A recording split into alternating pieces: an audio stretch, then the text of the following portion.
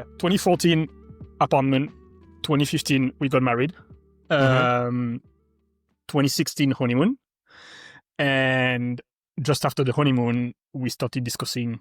Well, we didn't start discussing, but we started trying to have a family. And I'm saying not discussing because again, it would have been up to her.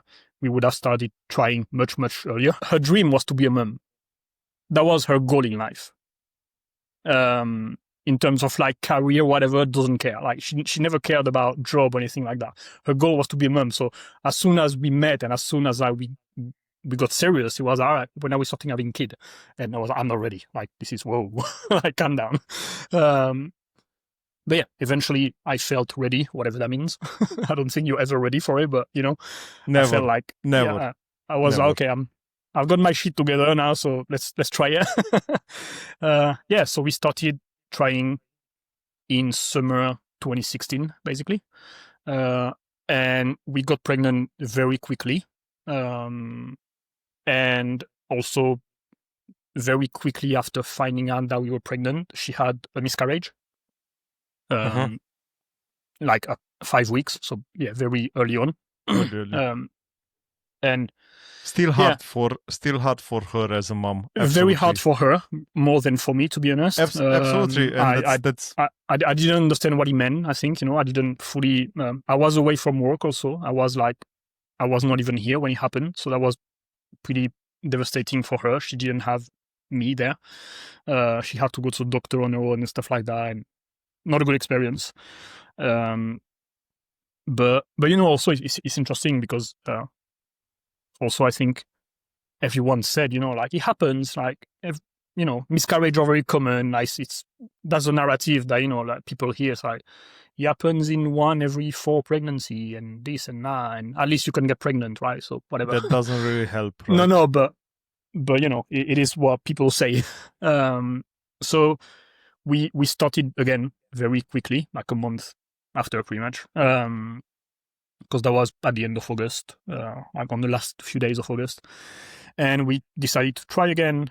And I think we found out that she was pregnant again around middle of November, so a couple of months after that. So this time, very different reaction. Like the first time we were like happy, like, oh my God, we're going to be parents and everything. And so this time it's okay, we're just pregnant, but we know miscarriage happened. So we're going to wait for like the 12 weeks to be excited, right? So for the first 12 weeks, it's like kind of like pretending nothing happening, right? She starts to have symptoms and stuff like that, but it's like, let's just try to ignore it and not get too excited. At least if anything happened, we don't get heartbreak and stuff like that. In January, 3 months, we do the scan, everything is good. So now we can let it out. We told our parents, we told everyone, and we start to make plans, we found out it was a boy. So, looking for names, starting to buy stuff. What are we going to do for the apartment? Because it's a small place, blah, blah, blah, blah, blah. And everything was fine until April. At 6 months, roughly, we went for the scan where, they do like all the precise measurement and check like all the size of the bones and if the heart is developing properly and all that, like the very long scan that takes quite a while. So we went for this one, thinking that everything will be fine, right? like every parents do. And the nurse, the doctor, whatever she was, did her thing, and during the whole scan she was very like serious and quiet, and she told us at the beginning like I'm gonna be focused, I'm not gonna be talking to you much, so okay, good. And then she sat down at the office at the desk, and we could see on her face that something was not right, and she told us, okay, I'm getting numbers here that are not normal, so I'm gonna have to send you to do some more in-depth testing and scans and all that.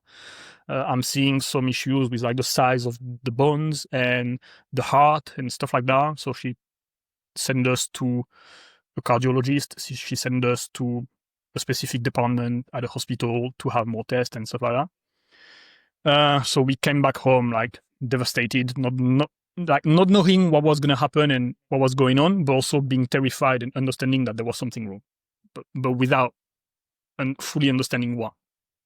And we ended up doing, I don't know how many doctor appointment within like 72 hours. Like the day after, we went to see someone, then someone else. And very quickly, they basically gave us a diagnostic that our baby had this very rare condition. They were suspecting that it was a genetic disorder. At first, it was just suspect because obviously they had to do genetic testing, but they were like, we are highly confident that there is this genetic disorder, which is affecting the growth of the baby, but also, most importantly, it's affecting his heart, it's affecting his lungs because his rib cage is not developing. And yeah, basically they gave us a whole bunch of information. They told us that the chance of survival at birth would be very minimal. And if he survived birth, he would have to go through heart surgery as soon as he was born. And he would have to have many, many surgery for the first 2 years of his life to fix a long list of things that was not fine, basically.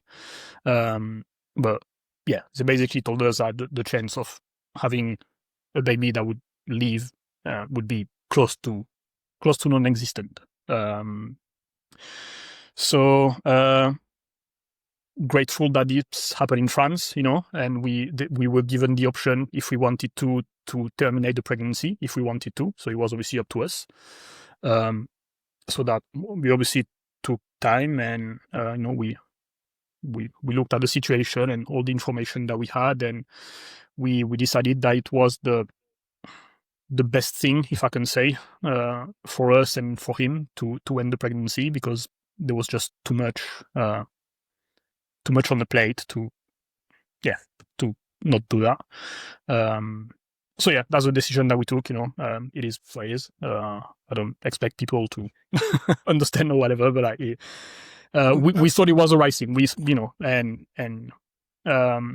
So that was for me, like, this decision of like signing the paper was the hardest decision that I ever had to take in my life, and I think it will be forever. And yeah, that was I didn't know back then, but that was the beginning of obviously a very dark period, but also it was the beginning of a huge transformation that would occur following this tragic event. I made a promise to myself and to my baby boy that I would not be living a life to please other people from now on.